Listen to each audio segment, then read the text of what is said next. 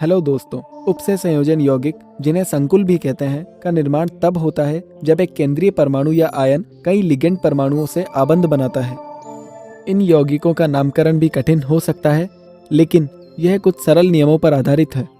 क्या आप जानते हैं कि केंद्रीय परमाणु या आयनों के नामकरण के नियम क्या हैं? आइए अधिक जानने के लिए वीडियो देखें। केंद्रीय धातु का नामकरण उपसे संयोजन गोले पर उपस्थित कुल आवेश पर निर्भर करता है।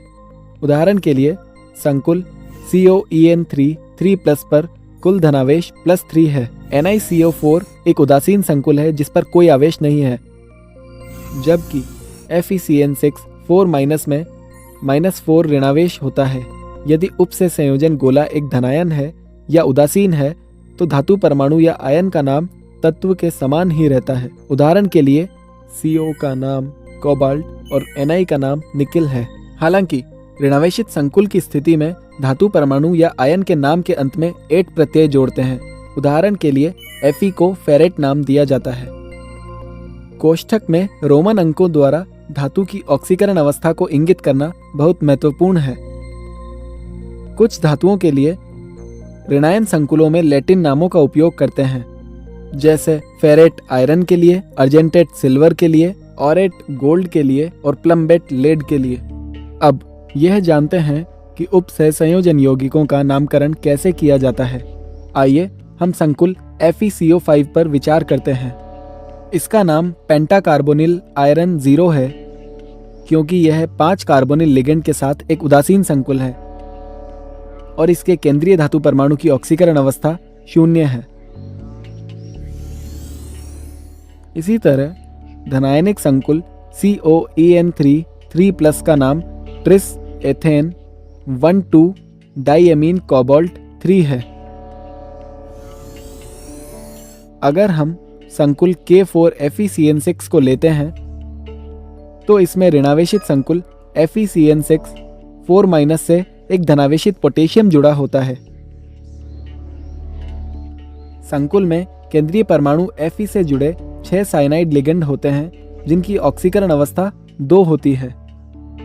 अतः इसका नाम पोटेशियम हेक्सासाइनिडो फेरेट 2 होता है। आइए हम एक और यौगिक का उदाहरण लेते हैं जिसमें एक धनावेशित संकुल एक ऋणावेशित संकुल से जुड़ा होता है। इस स्थिति में धनायन AgNH3 है और ऋणायन AgCN2- है।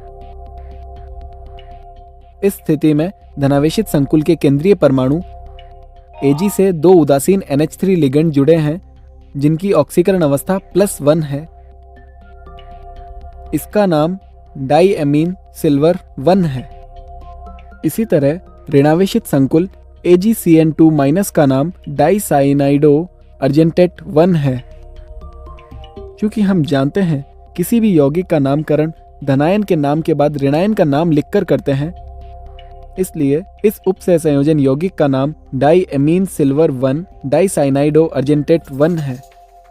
सारांश: एक धनायनिक या उदासीन उपसे संयोजन गोले में धातु परमाणु या आयन का नाम तत्व के समान ही होता है, जबकि ऋणावेशित संकुल की स्थिति में धातु परमाणु या आयन के नाम में एट प्रत्यय के रूप में जोड़ते हैं।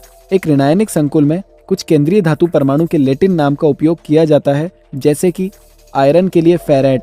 धातु की ऑक्सीकरण अवस्था को रोमन अंकों द्वारा कोष्ठक में दर्शाया जाता है। इस प्रकार हमने सीखा कि उपसे संयोजन यौगिकों का IUPAC नामकरण के मानदंडों के अनुसार नामकरण किया जाता है। क्या आप जानते हैं हम उन संकुलों को किस प्रकार निरूपित करते हैं जिनका रासायनिक सूत्र समान होता है लेकिन इनके परमाणुओं की व्यवस्था क्रम में अंतर होता है? उत्तर जानने के लिए आने वाले वीडियो देखते रहिए।